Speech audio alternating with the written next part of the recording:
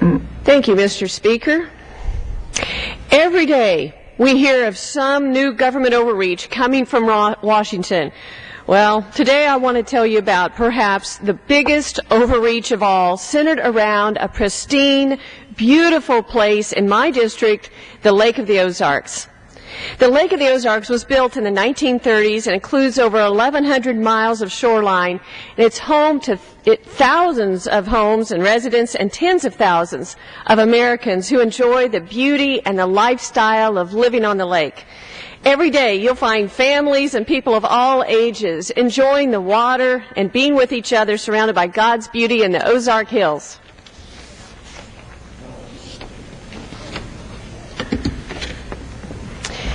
In the spring, we enjoy a dogwood festival there, when the hillsides are dotted with the white and the pinks of the dogwood amidst the lime green background of budding trees. In the fall, the hills are ablaze with the colors of autumn.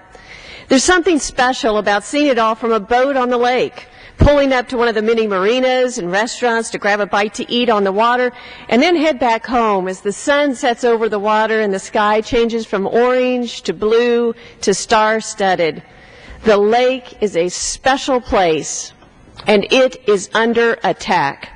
It is under attack from the federal government.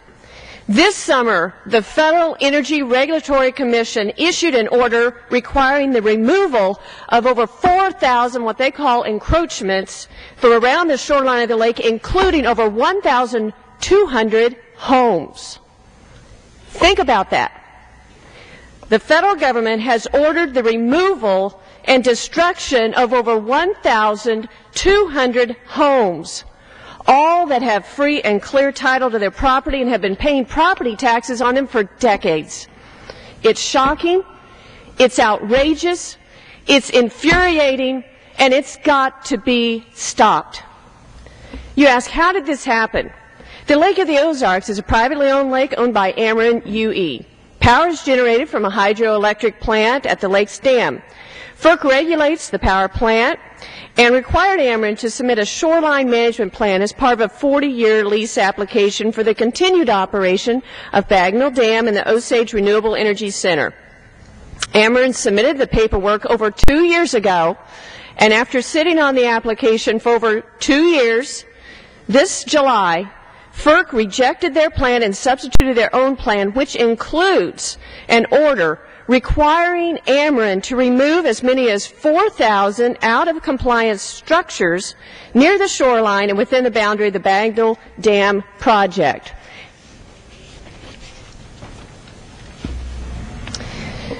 Here's an example of some of the structures they say need to go. FERC stated the structures, quote, should be removed in a timely manner and the site restored to pre-existing conditions. This ludicrous order could result in the unnecessary removal of thousands of homes and other structures along over 1,100 miles of shoreline. What makes this action so onerous is that the property owners have clear title to this land with an easement giving them the right to do with their property as they wish. The deeds issued in the 1930s when the lake was built also reserved a right for the landowners to utilize the lakeshore and adjoining underwater land for any and all purposes, including, quote, the erection and maintenance of improvements thereon. FERC's order is nothing more than a public taking, and it needs to be stopped.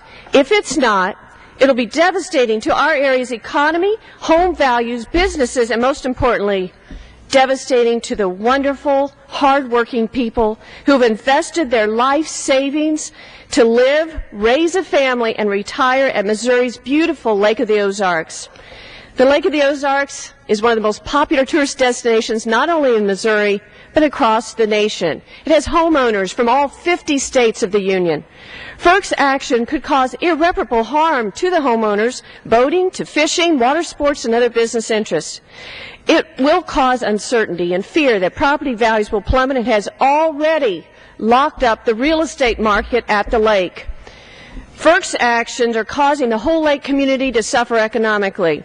Economic downturn will lead to delays in much-needed infrastructure repairs and will hurt schools, which depend on property taxes to provide our children with the quality education they deserve. The Federal Energy Regulatory Commission is a prime example of out-of-control government agency. It must be stopped. That's why, on Monday, I introduced H.R. 3244. This bill will remove FERC's power to tell landowners that they must remove structures from around the lake. I was joined by all of the other Missouri members of the House of Representatives, 5 other Republicans and 3 Democrats. Our 2 U.S. Senators, 1 Republican and 1 Democrat, introduced an identical bill in the other chamber. This is a rare show of bipartisanship these days, which just shows how indefensible FERC's actions are. We may disagree on other issues, but on this one, we are united. Washington's overreach must be stopped. It's time to put the genie back in the bottle and ensure it doesn't wreak havoc on our lives, our lake, and our rights. Mr. Speaker, I yield back. Gentlelady's time has expired. The chair now recognizes the